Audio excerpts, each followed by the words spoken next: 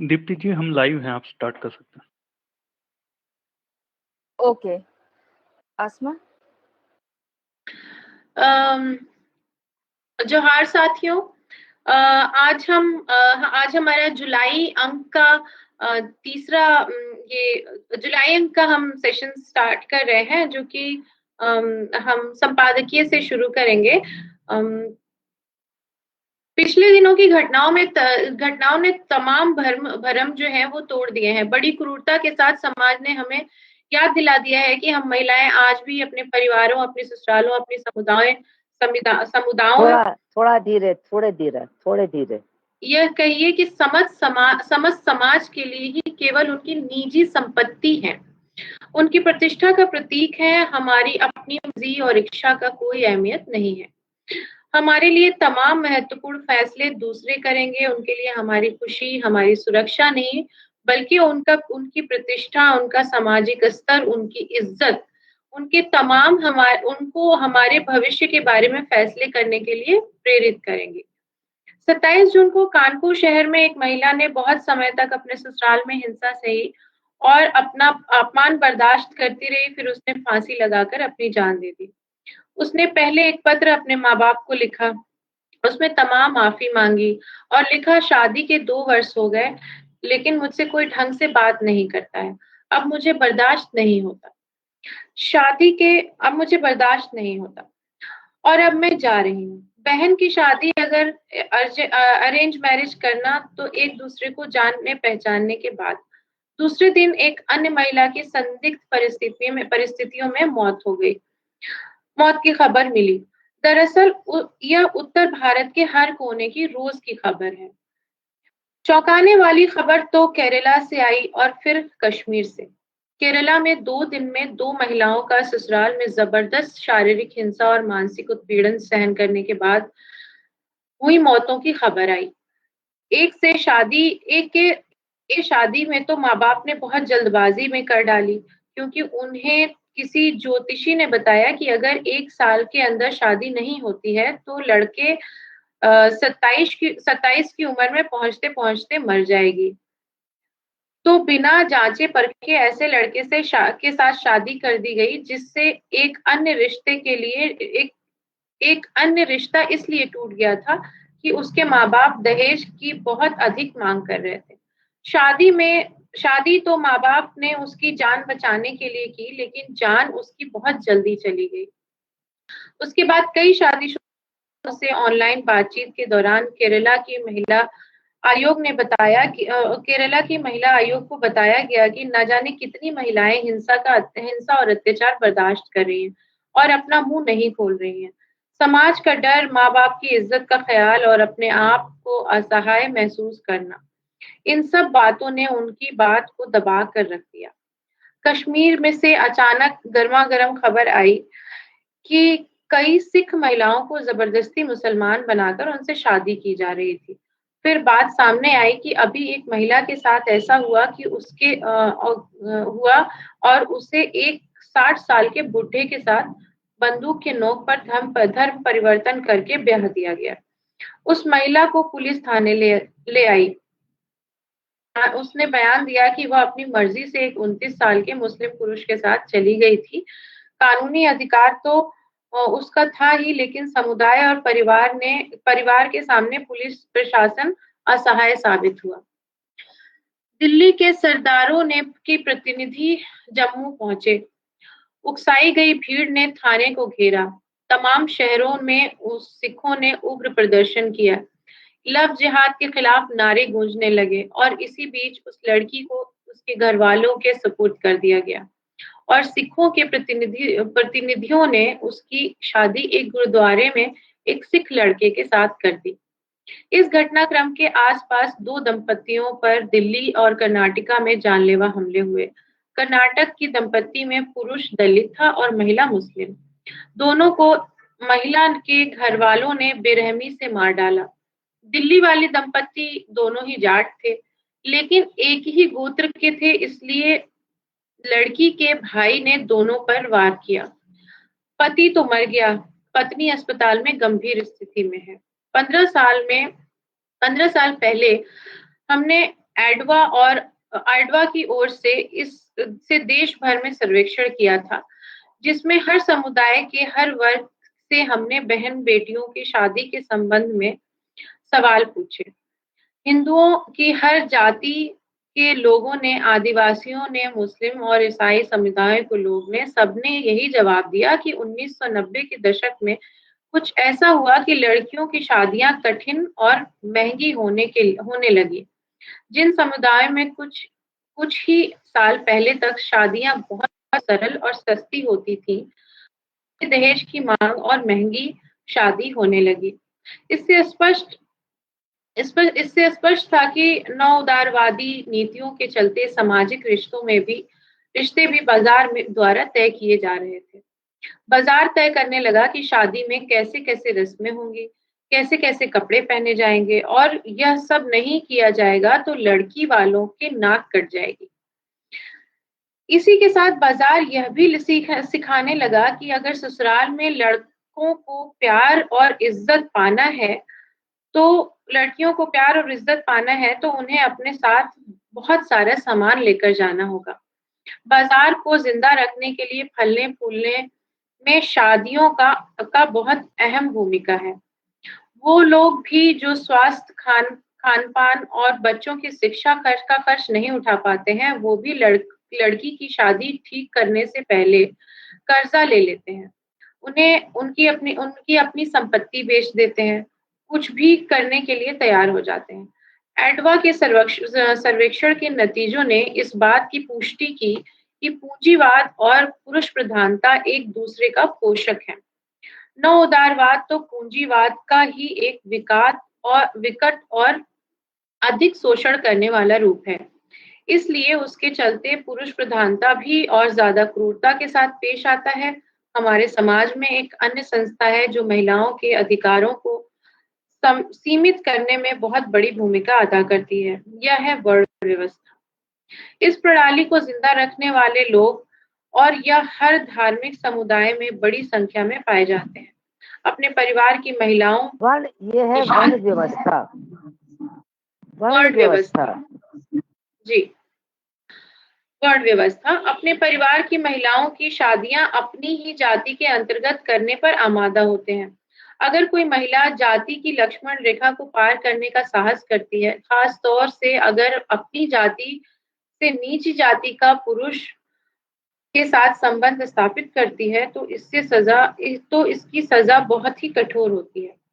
अगर उसको पति के साथ मार ही डाला जाता है। ये स्वाभाविक है कि अंतर धार्मिक विवाह के प्रति भी इसी तरह का दृष्टिकोण अपनाया जाता है। पूंजीवाद, पुरुष प्रधानता और जातिवाद के चलते महिलाओं के अधिकारों को पूरी तरह से ताक पर रख दिया जाता है। उनकी इच्छा, उनकी भावनाओं सबका कत्ल कर दिया जाता है, और वो फिर भी अगर वो फिर भी विद्रोह करती हैं तो उनका भी कत्ल कर दिया जाता है।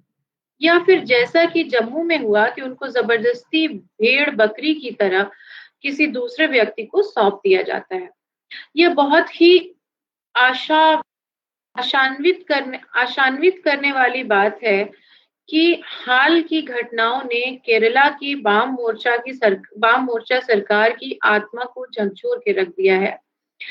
केरला की मुख्यमंत्री ने ऐलान किया कि सरकार महिलाओं की आवाज सुनने के लिए और उनके साथ खड़े होने के लिए हर क्षण खड़े होने के लिए तैयार है। उन्होंने यह भी कहा कि तमाम पाठ्य पुस्तकों की छानबीन की जाएगी और महिलाओं के साथ भेदभाव करने वाली उन्हें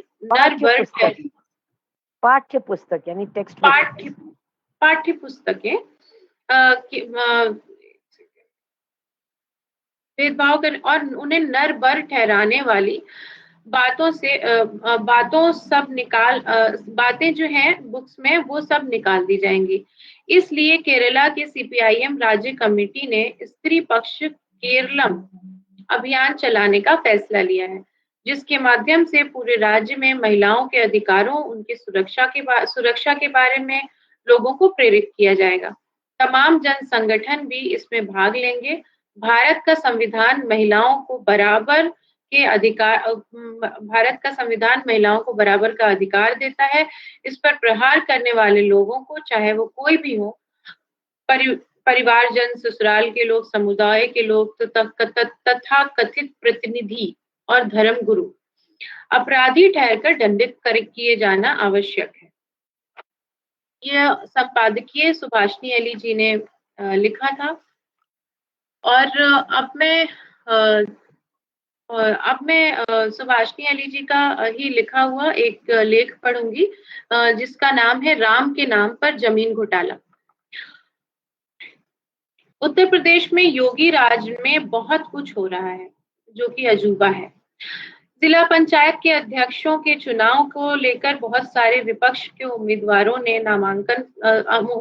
को नामांकन से रोका जा रहा है। गांव में कोरोना के मरीजों से नीम के पेड़ों के नीचे बैठने के लिए और सोने के लिए कहा जा रहा है, क्योंकि अस्पताल है ही नहीं।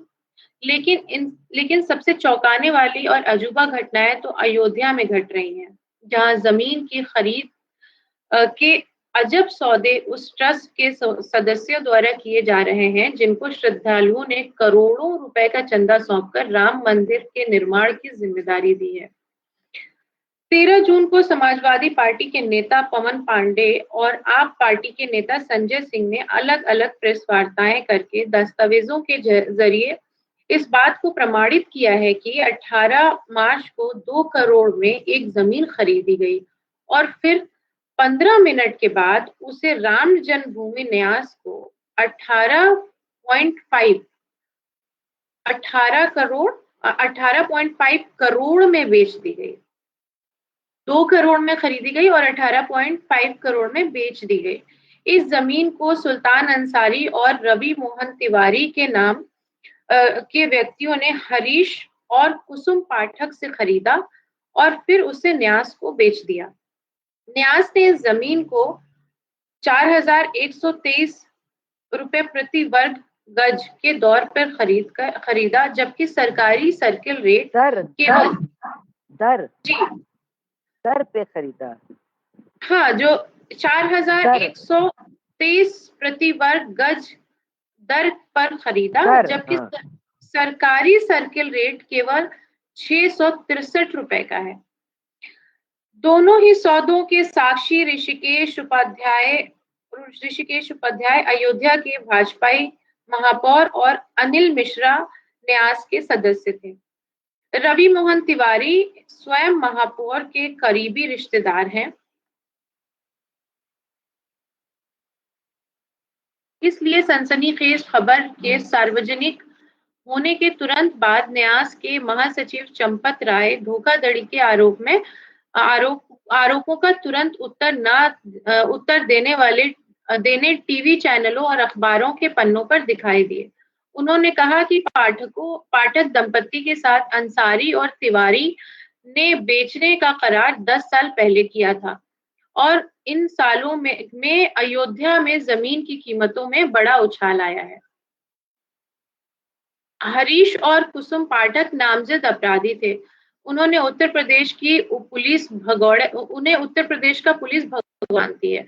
उनकी company 2 Saket goat farming company ने कई साल पहले एक योजना शुरू की थी, जिसके द्वारा उन्होंने निवेश करने वालों को अच्छी रकम या बकरों को लाभान्वित करने का वचन दिया था। हजारों लोगों की ठगी हुई और पाठक दंपति के खिलाफ फैजाबाद में और जो कि अब अयोध्या है समेत कई जिलों में एफआईआर दर्ज की गई, लेकिन वो कभी पकड़े नहीं गए। उनके बेटे विकास को जनवरी में गिरफ्तार किया गया था और पाठक की गाड़ी को अयोध्या की पुलिस ने जब्त करके अपने थाने में रख लिया है। यह दंपति लगातार अयोध्या की जमीनों को खरीद रहे हैं और खुलेआम कई जिलों में घूम रहे हैं, लेकिन उत्तर प्रदेश की पुलिस इनको पकड़ने में असमर्थ रही है। 18 मार्च को तो दोनों दिन भर कचहरी में रहे। यहाँ उन्होंने कुल 5 प्लॉटों का सौदा किया। 3 प्लॉट उन्होंने अंसारी और तिवारी को 2 करोड़ में बेचे, जो कि 15 मिनट बाद न्यास को 18.5 करोड़ में बेचे गए। 2 अन्य प्लॉट उन्होंने सीधे न्यास को ही बेचा। उनका सरकारी सर्किल रेट 4.97 करोड़ था, लेकिन उनको बेचा गया 8 करोड़ में। अब पता चलता है कि पाठक दंपति द्वारा इन प्लॉटों की खरीद ही संदिग्ध है। उन्होंने यह प्लॉट 1917 में खरीदे थे। यह बात चंपत राय का दवा की बेचने की करार उन्होंने 10 साल पहले किया था। उन्होंने उसे पूरी तरह से झुठलाता है। लेकिन बड़ी बात तो यह है कि फिर से पढ़िए क्योंकि समझ में नहीं आ रहा है। फिर से धीरे धीरे पढ़िए, धीरे धीरे पढ़िए। ये जो प्लॉट की बात हो रही है 4.97 करोड़ का था, लेकिन उनको बेचा गया 8 करोड़ में, जस्ट डबल रेट में बेचा गया। अब पता चलता है कि पाठक दंपति जो हैं, इनके द्वारा इन प्लॉटों की खरीद ही संदिग्ध है।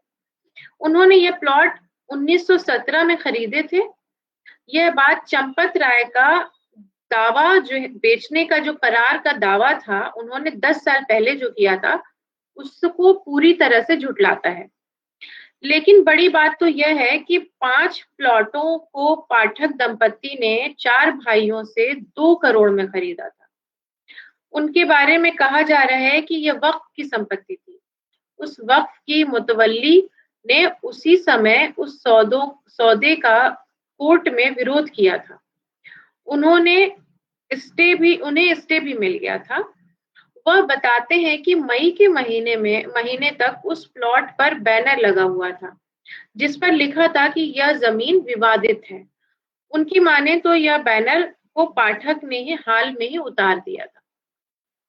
इसके बाद एक और संदिग्ध जमीन का सौदा सामने आया। 20 फरवरी को दीप नारायण, जो अयोध्या महापौर के भतीजे हैं, उन्होंने महंत देवेंद्र प्रसाद आचार्य से 890 वर्ग मीटर का एक प्लॉट 20 लाख रुपए में खरीदा। यह प्लॉट प्रस्तावित मंदिर परिसर से लगा हुआ है। 11 मई को दीप नारायण ने इसी प्लॉट में 2.5 करोड़ में न्यास को बेच दिया, जबकि सरकारी सर्किल रेट की कीमत मात्र 35.6 लाख की थी। 35.6 लाख की थी और 2.5 करोड़ में न्यास को बेचा गया है। इस सौदे के साक्षी अभी अनिल मिश्रा ही हैं, और इसकी छानबीन के दौरान यह पता चला कि जिस 20 फरवरी को दीप नारायण ने प्रसादाचार्य से जमीन खरीदी थी, उसी दिन उसने न्यास को 1 करोड़ में एक अन्य प्लॉट, मतलब बहुत सारे प्लॉटों का घोटाला हो रहा है, समाचार पत्रों की बेचा था। इस प्लॉट की सरकारी सर्किल रेट की कीमत 27.8 लाख है। इस सौदे के साक्षी भी अनिल मिश्रा ही हैं। अब यह पता चलता है कि जिस जमीन को दीप नारायण ने प्रसादाचार्य से खरीदा था, वह नजूल की जमीन है। ऐसे जमीन को किसी के नाम पट्टे पर दी जा सकती है, लेकिन उसे पट्टेदार से बेच नहीं सकता है। वो पट्टेदार उसे बेच नहीं सकता है।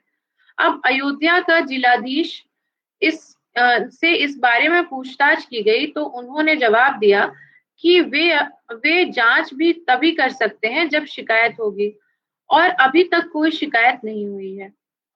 ऐसा तो बिल्कुल हो ही नहीं सकता कि जमींदार लोग जो सर्वोच्च न्यायालय के निर्देश पर बनाए गए न्यास के सदस्य हैं, जिनका चयन भारत सरकार द्वारा ही किया गया है और जिन्हें भगवान राम के मंदिर को बनाने की जिम्मेदारी दी गई है, वे तमाम जमीनों को बहुत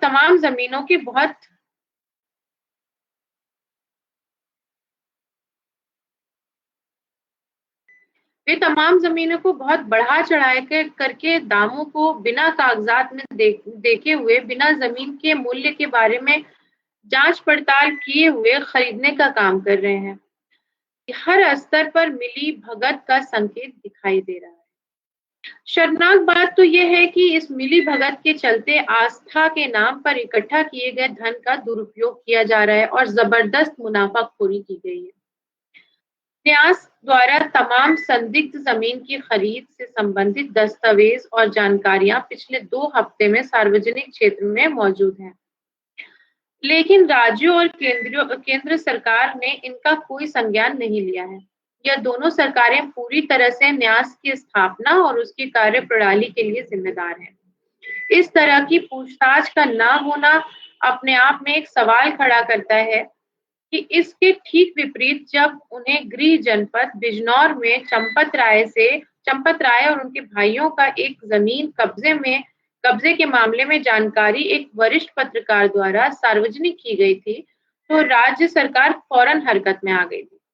वरिष्ठ पत्रकार विनीत राय नारायण, जिन्होंने जैन हवाला कांड जैसे मामले की तहकीकात की है और ने कुछ दिन पहले अपने फेसबुक पेज पर पोस्ट डाली थी, जिसमें उन्होंने बताया था कि चंपत राय की मदद से उनके भाइयों ने श्रीमती अलका लाहोटी, जो विदेश में रहने वाली एक भाजपा समर्थक है, की गौशाला की 20,000 वर्ग मीटर जमीन पर कब्जा कर डाला है। इसकी शिकायत श्रीमती लाहोटी मुख्यमंत्री आदित्यनाथ से भी कर चुकी हैं। इस पोस्ट के खिलाफ चंपत राय के भाई ने पुलिस में शिकायत की और आनन फानन में विनीत नारायण, अलका लाहोटी और एक अन्य व्यक्ति के खिलाफ 18 धाराओं में अपराध दर्ज 18 धाराओं की दर्ज की गई। एक धारा तो धर्म के नाम पर दुश्मनी बढ़ाने का भी है। भाजपा की सरकारें अब इसी तरह काम करने लगी हैं। उसने समर्थक बेहिचक आगे बड़े से बड़ा अपराध कर सकते हैं। जो भाजपा के समर्थक हैं वो बड़े से बड़ा अपराध कर सकते हैं, लेकिन उन्हें उनके आलोचकों या उनके समर्थकों का पर्दाफाश करने को वालों के साथ जो है वो पूरी तरह से सख्ती और बदले की भावना से सरकार की ओर से कुचलने का प्रयास किया जाता है। अब अयोध्या से भ्रष्टाचार की जो बदबू आने लगी है, उसने कई लोगों के मुंह खोलने और न्यास की गतिविधियों के बारे में सवाल करने पर मजबूर कर दिया है। समाचार पत्रों की रिपोर्ट के अनुसार न्यास के अध्यक्ष महंत नृत्य गोपाल दास के अधिकृत प्रतिनिधि महंत कमल नयन दास के बयान महंत जो है वो कमल नयन दास ने बयान दिया है कि नृत्य गोपाल जी को पिछले 1 वर्ष से न्यास की गतिविधियों के बारे में अंधकार में रखा गया है। उन्होंने लिखित और मौखिक रिपोर्ट नहीं दी है। उन्होंने यह भी कहा है कि जब नृत्य गोपाल जी चंपत राय से जमीन के सौदे के संबंध में फोन पर बात किया तो उनका फोन नहीं उठाया गया। न्यास के 2 अन्य सदस्य दिनेश दास निर्मोही अखाड़ा के और करमेश्वर चौपाल के बारे में रिपोर्ट की और उन्होंने यह भी कहा कि न्यास के द्वारा किया गया जमीन के सौदे के बारे में उन्हें भी कोई जानकारी नहीं है। अयोध्या की कई महंतों ने, जिसमें महंत धर्मदास, महंत सुरेश दास, महंत सीताराम दास शामिल हैं, ने अयोध्या में प्रेस वार्ता की मांग की है कि न्यास के खिलाफ धोखाधड़ी के आरोप में सीबीआई द्वारा जांच की जाए। अरे उन्होंने प्रेस वार्ता की मांग नहीं की है, प्रेस वार्ता के द्वारा उन्होंने जांच की मांग की है। अच्छा, अयोध्या में प्रेस वार्ता करके उन्होंने मांग की है कि न्यास के खिलाफ धोखाधड़ी के आरोपों में सीबीआई द्वारा जांच की जाए। अभी तक केंद्र और राज्य सरकारों द्वारा किए जा रहे मीडिया प्रयोजन काफी सफल रहा है और न्यास द्वारा किए जा रहे जमीन के सौदे की खबर चैनलों और पहले पन्नों से दूर रखे गए हैं। पिछले पखवाड़े में मीडिया का पूरा ध्यान धर्मांतरण की ओर, जबरदस्ती किया जा रहा अंतरधार्मिक विवाहों पर केंद्रित रहा। उत्तर प्रदेश का विधानसभा चुनाव दूर नहीं है। जिनको जीतने के लिए भाजपा के लिए जरूरी है कि सांप्रदायिक ध्रुवीकरण तेज हो। साथ ही अयोध्या की जमीन के सौदे से लोगों का ध्यान दूर किया जाए। क्या वो अपने समर्थकों द्वारा की जा रही धोखाधड़ी, मुनाफाखोरी पर उठ रहे सवालों और आवाजों को खामोश कर पाएंगे? आगे की राजनीति घटनाक्रम के लिए इस प्रश्न का उत्तर महत्वपूर्ण साबित होगी। इस पर सुभाषिनी जी आगे चर्चा करेंगी। अब लोग इस पर, इन दोनों विषयों पर सवाल पूछें, मैं जवाब देने की कोशिश करूंगी। जी आदि, हेलो, हाँ कॉमरेड, कुछ प्रश्न आए हैं। आज घरेलू हिंसा की घटनाओं में इतना वृद्धि क्यों है, जबकि महिलाओं के पक्ष में कानून बनाए गए हैं?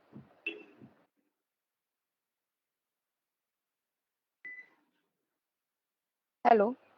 और हाँ, ये हमारे संपादकीय का प्रश्न था कि आज घरेलू हिंसा। और क्वेश्चन कॉमरेड, और एक आया है, केरल सरकार का स्त्री पक्ष केरलम अभियान क्या है?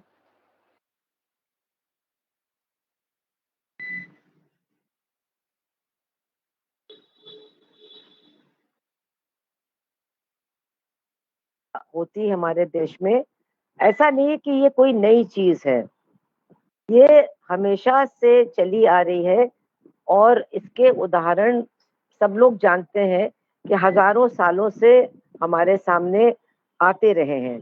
लेकिन आज जो हो रहा है, जब इतने कानून बन चुके हैं, वो हमें सोचने के लिए मजबूर करता है कि आखिर आज भी ये क्यों हो रहा है, आज भी महिलाओं को दूसरे दर्जे का नागरिक क्यों माना जाता है और उनको इस तरह की हिंसा का शिकार क्यों बनाया जाता है।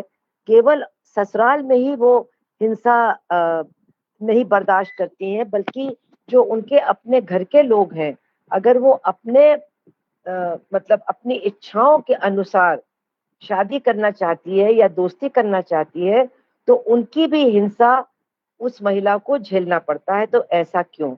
तो इसके लिए जो हमारे इस संपादकीय में बताया गया है, 3 बातें हैं। एक तो हम लोग जानते हैं कि समाज तो बदला है, लेकिन समाज के अंदर शोषण की व्यवस्था नहीं बदली है। पहले अगर सामंतवादी शोषण था, तो आज पूंजीवादी शोषण है। और सन 90 के दशक के बाद से ये पूंजीवादी शोषण भी और विकट हुआ है, जब से नव उदारवादी नीतियों को लागू किया जा रहा है।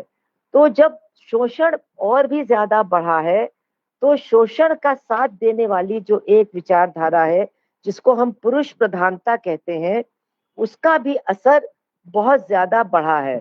ये पुरुष प्रधानता और नव उदारवादी नीतियों पर चलने वाला पूंजीवाद, ये दोनों मिल करके महिलाओं के अधिकारों का हनन करते हैं और उनको जबरदस्त शोषण और हिंसा का शिकार बनाते हैं। ये केवल हमारे देश में ही नहीं है, बल्कि अन्य पूंजीवादी देशों में भी ये देखने को मिलता है।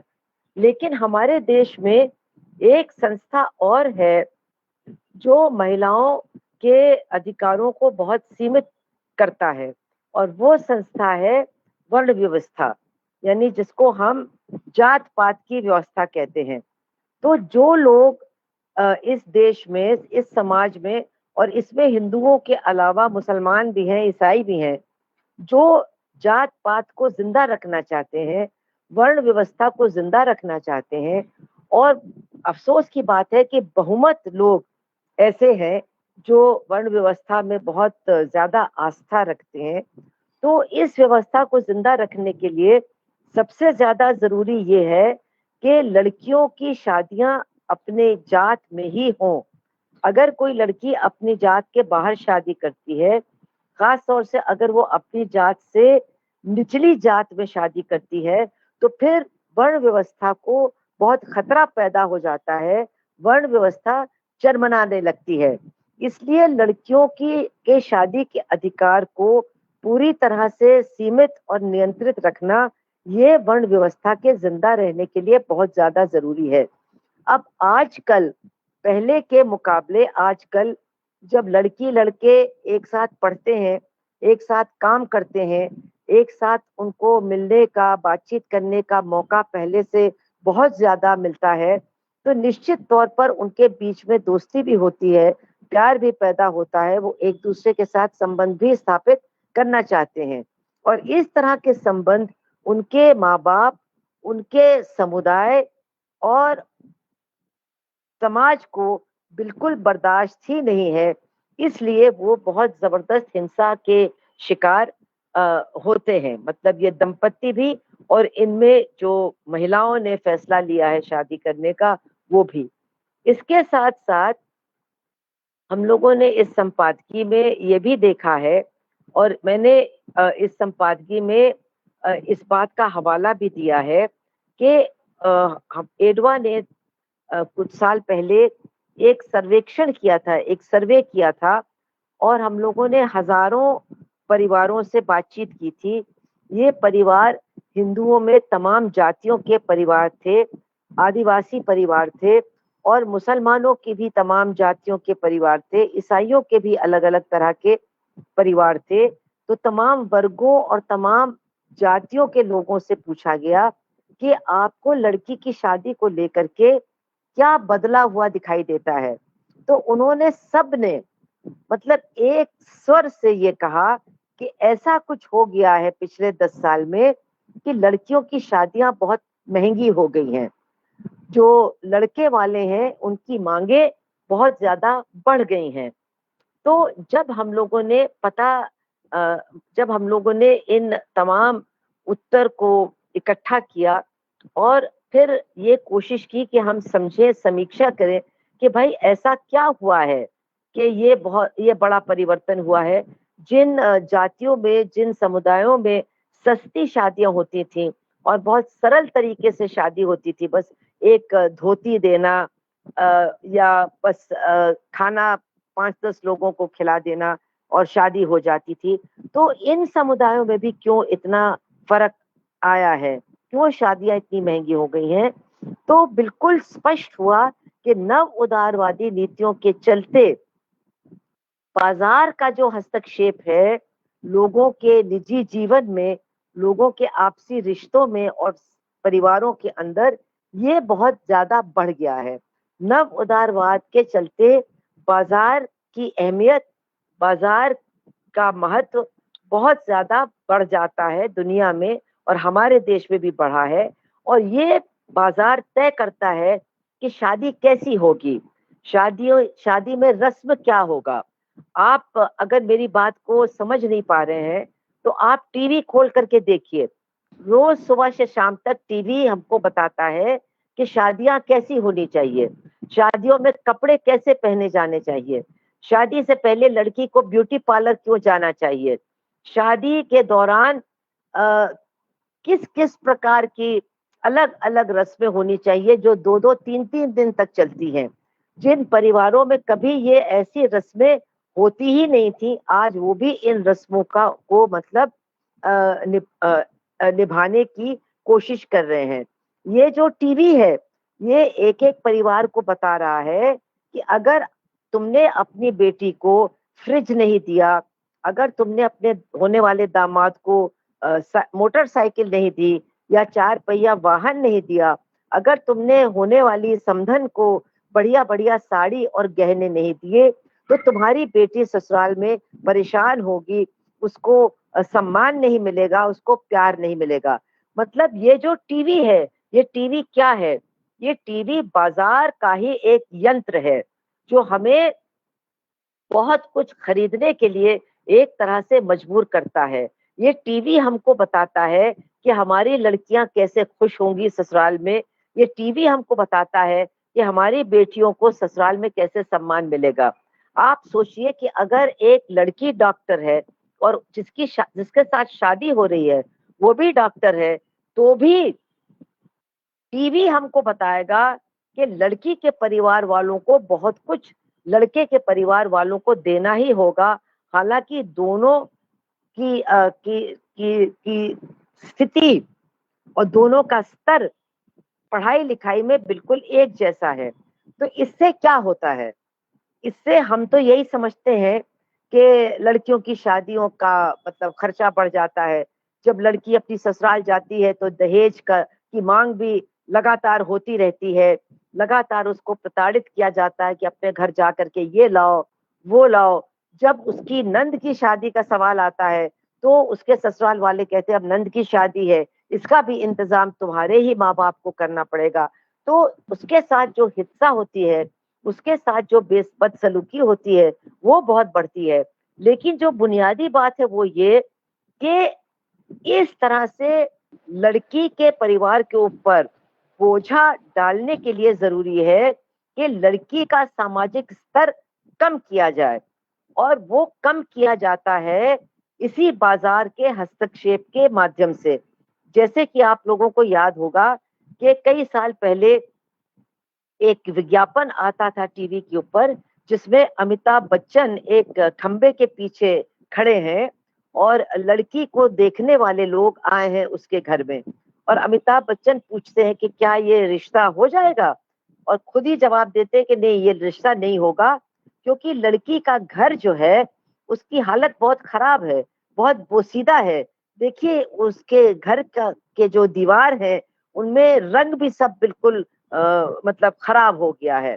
तो क्या होना चाहिए? अमिताभ बच्चन फिर बताते हैं कि जल्दी-जल्दी पेंट का डब्बा आना चाहिए, और पेंट के डब्बे से दीवारों को बिल्कुल नया बना दिया जाना चाहिए, और जैसे ही ये दीवारें रंगीन हो जाती हैं, तो लड़के वाले एकदम से मुस्कुराने लगते हैं, लड़की उनको अच्छी लगने लगती है और रिश्ता तय हो जाता है। तो इससे होता क्या है? एक लड़की की कीमत पेंट के एक डिब्बे से कम आंकी जाती है।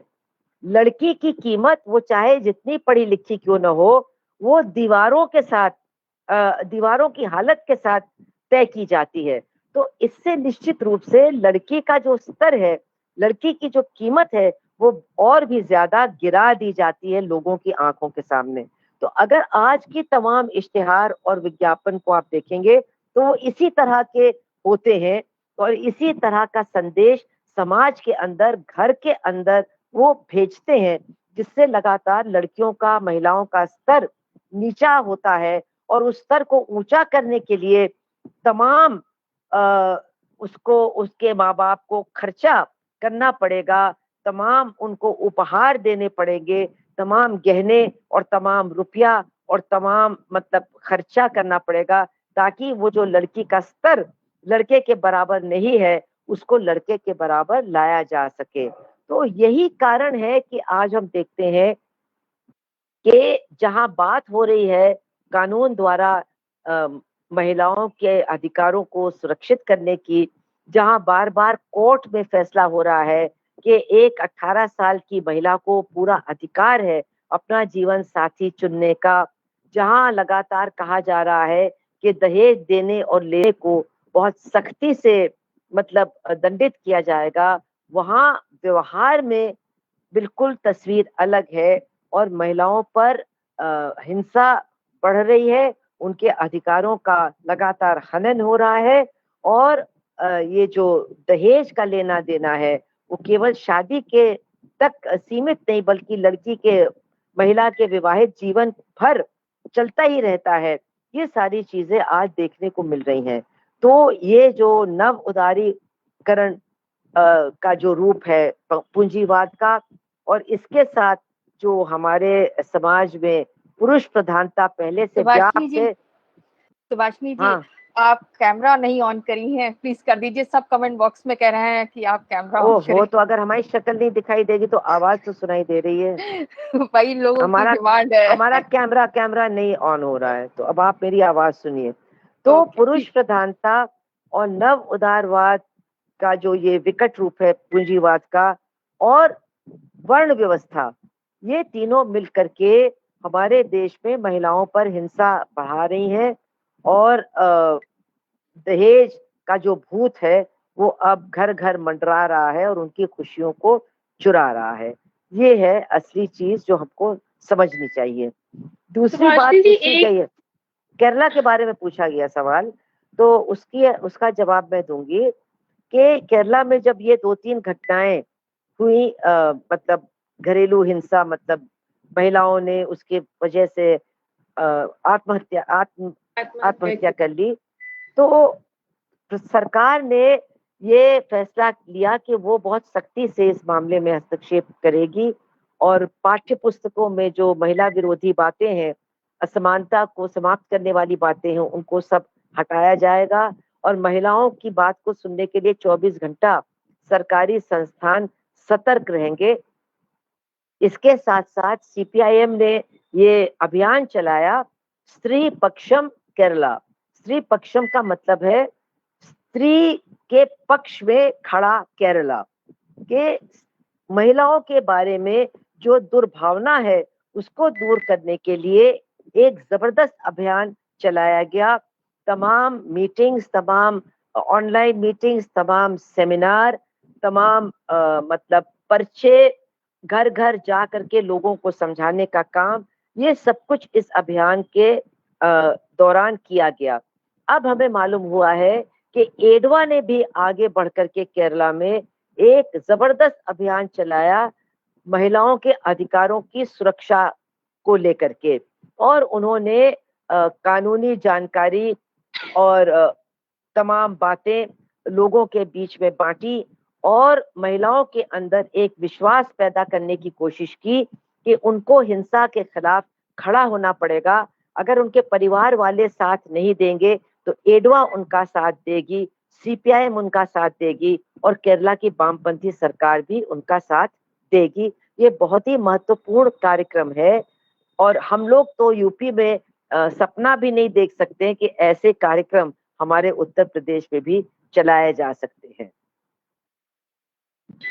सुभाषिनी जी, मेरा एक सवाल है कि लेकिन आपने बाद में बोला कि सपना नहीं देख सकते कि इस तरह का प्रोग्राम, इस तरह का कोई कार्यक्रम उत्तर प्रदेश में चलाया जा सकता है, लेकिन उत्तर प्रदेश में लगातार औरतों की हालत बद से बदतर होती जा रही है। वो घरेलू हिंसा का मामला हो या उनके खिलाफ किसी भी तरीके का बलात्कार का मामला हो या छेड़छाड़ का मामला हो, वो लगातार बढ़ रहा है। एनसीआरबी का डेटा भी कहता है, सरकारी डेटा, सरकारी आंकड़े भी यही बताते हैं। जी, तो जी, ये कैसे सुधारा जा सकता है और इसमें सुधार लाने के लिए हमें और सरकार को किस तरह का कदम उठाना चाहिए?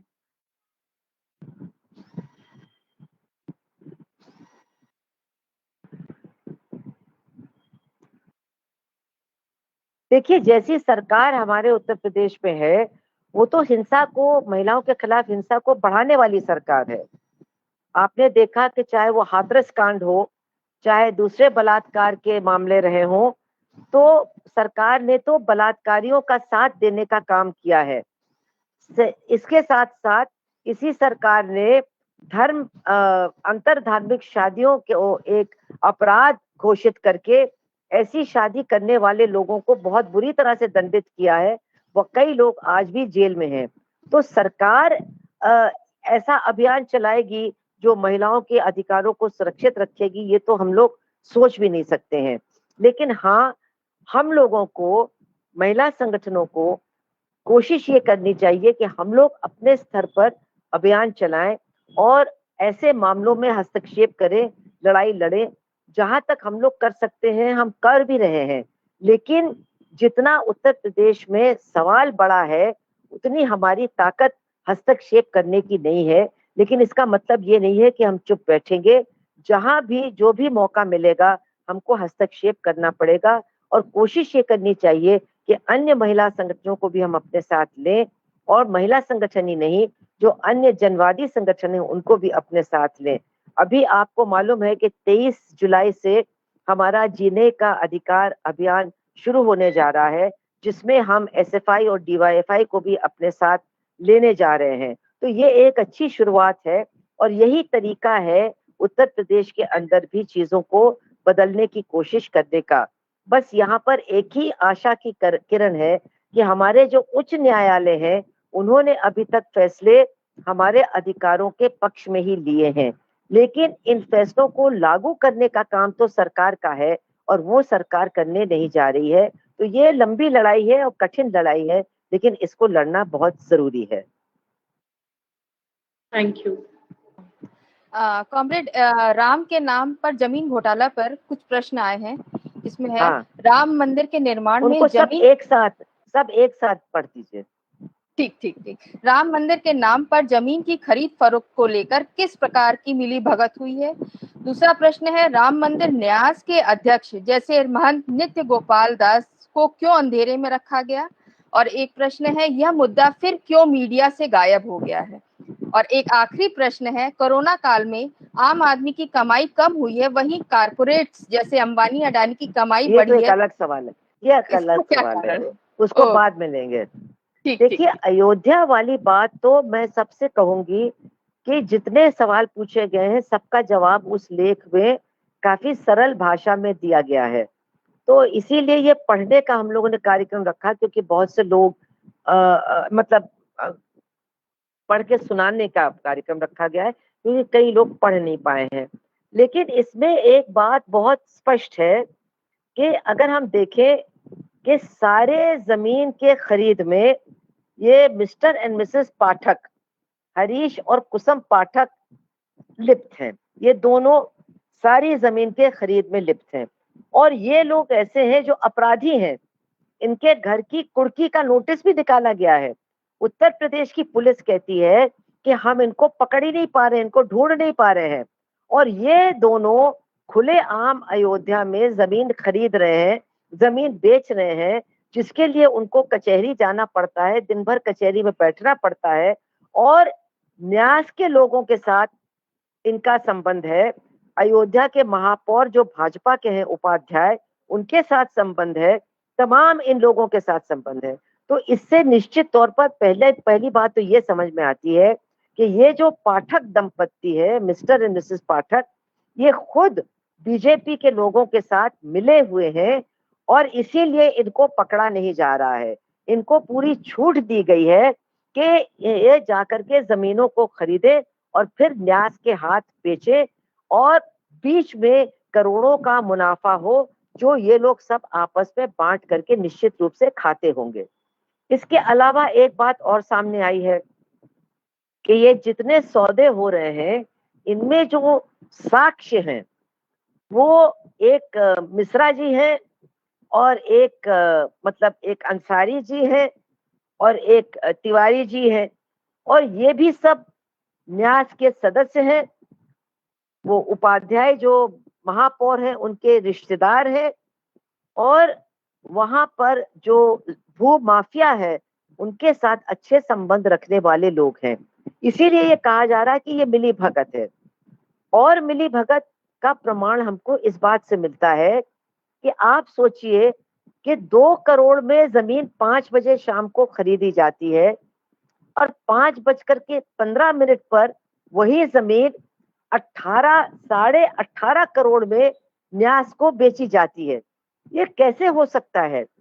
एक ही जगह बैठे हैं सारे लोग, वही लोग साक्ष्य हैं, वही अनिल मिश्रा और अंसारी, वही लोग देख रहे हैं कि 2 करोड़ में जमीन खरीदी गई है, और वही लोग देख रहे हैं कि 18.5 करोड़ में वो जमीन न्यास को बेची जा रही है। तो ये हो नहीं सकता है कि न्यास के अधिकारी और ये खरीदने और बेचने वाले लोग आपस में मिले हुए नहीं हैं।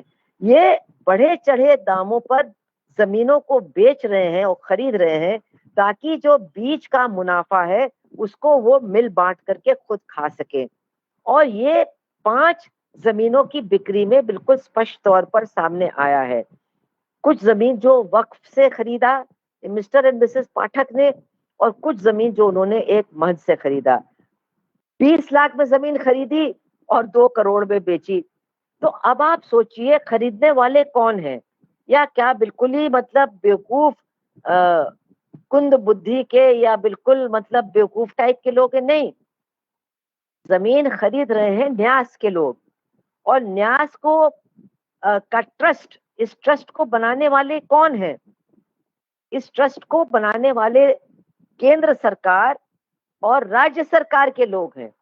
इन्होंने सुप्रीम कोर्ट के आदेश के अनुसार इस ट्रस्ट को ही हिंदी में न्यास कहते हैं, इस ट्रस्ट को बनाया है, इस ट्रस्ट के तमाम पदाधिकारियों को चुना है, और इस ट्रस्ट के मंत्री हैं ये चंपत राय, जिनके भाई ने बिजनौर में भी जमीन घोटाला किया है, और उस जमीन घोटाले की जिसने खबर सार्वजनिक की, उसके ऊपर 24 घंटे के अंदर 18 धाराओं में एफआईआर दर्ज कर दी गई। यहाँ पर क्या हो रहा है? बिल्कुल इसका उल्टा। न्यास के लोग ये जमीनें खरीद रहे हैं, अपराधियों से खरीद रहे हैं, वक्फ की जमीन को खरीद रहे हैं, और बहुत ज्यादा बढ़े चढ़े दामों पर खरीद रहे हैं। तो वो सब जानते हुए, क्योंकि आप इतनी रकम की जमीन तब तक नहीं खरीदेंगे जब तक आप कागजात की पड़ताल न कर लें, जब तक आप जो सर्कल रेट है, सरकारी रेट है, उसकी जानकारी न ले लें, जब तक आप पता न लगा लें कि इस जमीन को किस दाम पर पहले खरीदा जा चुका है।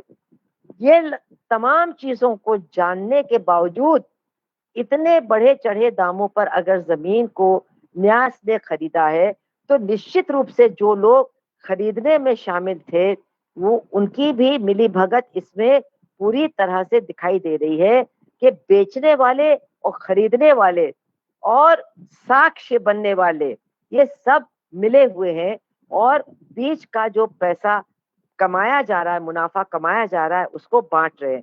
और इसीलिए इन्होंने नृत्य गोपाल दास जी, जो कि अध्यक्ष हैं न्यास के, उनको कुछ बताया ही नहीं।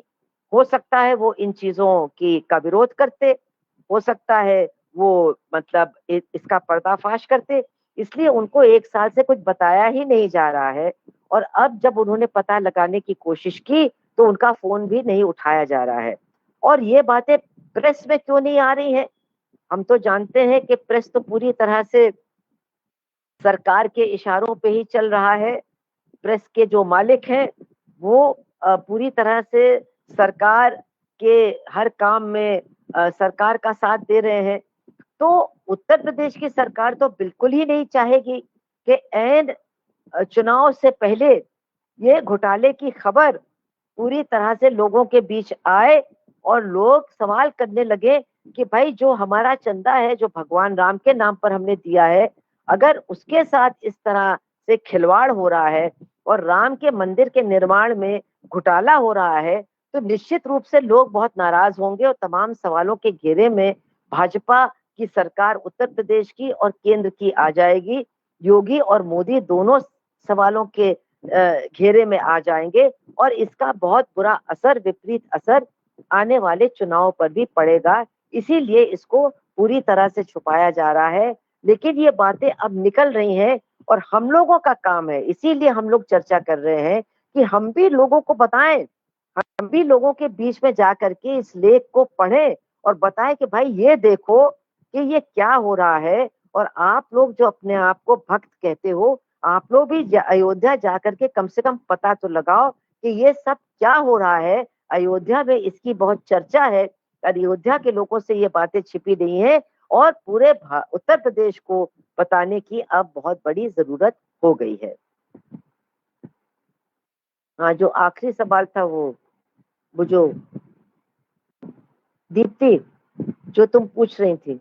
हाँ जी कॉमरेड, कोरोना काल में आम आदमी की कमाई कम हुई है, वहीं कुछ कॉर्पोरेट जैसे अंबानी अडानी की कमाई बढ़ी है, इसका कारण क्या है? भाई देखिए, पहले ही आपको बता दिया गया कि हम लोग लूट की व्यवस्था में रह रहे हैं, और ये जो पूंजीवादी लूट की व्यवस्था है, इसका नियम है कि लूट हमेशा बरकरार रहेगा, और लूट करने वाले जो सबसे बड़े लुटेरे हैं, वो हमेशा मुनाफा कमाते रहेंगे, और उनके और अन्य लुटेरों के बीच का अंतर भी बढ़ेगा। जो गरीब है उनकी तो बात बिल्कुल भूल जाइए, उनके बीच और लुटेरों के बीच का जो अंतर है वो तो बढ़ता ही जाएगा। तो गरीब क्यों ज्यादा गरीब हुआ है, वो तो आप लोग सब जानते हैं, क्योंकि यहाँ लोगों की नौकरियां चली गई, लोगों को अपने स्वास्थ्य लाभ में इतना ज्यादा खर्च करना पड़ा, लोग बिल्कुल कंगाल हो गए हैं, लोगों के घर बिक गए हैं जिंदा रहने के लिए। तो लोग ज्यादा गरीब क्यों हुए हैं, ये तो आप समझ ही सकते हैं। ये जो बड़े पूंजीपति हैं, ये ज्यादा अमीर इसलिए हुए हैं कि सरकार उनको हर क्षेत्र में घुसने और हर क्षेत्र में कब्जा करने के लिए पूरी की पूरी मदद कर रही है। आज अंबानी और अडानी सुरक्षा क्षेत्र में भी घुस रहे हैं। तमाम जो हमारे ये विमान एयरपोर्ट्स हैं, विमानपत्तन हैं उनको खरीद रहे हैं, रेलवे को खरीद रहे हैं, सरकार को टैक्स नहीं दे रहे हैं और टैक्स उनसे कोई ले भी नहीं रहा है, तो उनकी लूट तो बेलगाम चल रही है। और इसके साथ साथ ये जो वैक्सीन बनाने वाली कंपनियां हैं, सिर्फ हमारे देश में ही नहीं पूरी दुनिया में इनके मुनाफे भी इतने ज्यादा इस समय बढ़े हैं। और हमको याद रखना चाहिए कि हमारी सरकार भी ये जो 2 कंपनियां हैं कोवैक्सीन और कोविशील्ड को बनाने वाली कंपनियां, उनको बढ़े हुए दामों पर वैक्सीन खरीदने का काम हमारी सरकार कर रही है। और अभी जितना दाम दे रही थी, आने वाले दिनों में जो नई खेप वो खरीदने जा रहे हैं, वो और भी ज्यादा बढ़े हुए दामों पर खरीदने की तैयारी हो रही है। तो हमारी सरकार बहुत बुरी तरह से जिम्मेदार है इन बड़े लुटेरों की पूंजी को और उनके मुनाफों को और ज्यादा बढ़ाने में और जनता की कंगाली को भी बढ़ाने में। आसमा जी, आप कुछ कहना चाहेंगी? अगर आपका कोई प्रश्न हो। अभी हाँ, सुभाषिनी जी ने बहुत ही इलेबरेट करके और बहुत ही विस्तार से चीजों को बताया है। मेरा प्रश्न जो है न्यास से लेकर के लेख में बहुत साफ साफ लिखा हुआ है और मैं लोगों से अपील भी करूंगी कि इस लेख को लोग पढ़ें और जो लोग नहीं पढ़ सकते हैं उन लोगों को पढ़ के सुनाया जाए, ताकि जो जो उनकी आस्था है, जो जिसपे चंदा दिया है उन लोगों ने, उनकी आस्था से भी सरकार खेल रही है, तो उनको सरकार को ऐसे माफ नहीं करना चाहिए और अपने हक के लिए उनको भी आवाज उठानी चाहिए, जिसके लिए इस लेख का पढ़ना बहुत जरूरी है। Thank you. हाँ, तो आप अभी दीप्ति जी आप लोगों से पूछिए कि उनके समझ में आई बातें कि नहीं, जो लोग सुन रहे हैं। हाँ, लोगों के आई है और कमेंट्स आप आ रहे हैं। बताइए, उनसे पूछिए, आप पूछिए क्या कमेंट कर रहे हैं, क्या कह रहे हैं। एक्चुअली कॉमरेड, हम लोग बिग ब्लू बटन से जुड़े हैं और वो पेज पे हमारे डायरेक्ट लाइव हो रहा है, तो इसमें सिर्फ हम 3 जन हैं इस समय और पेज पे ही आप बताइए ना लोग क्या कह रहे हैं। जी जी, मैं अभी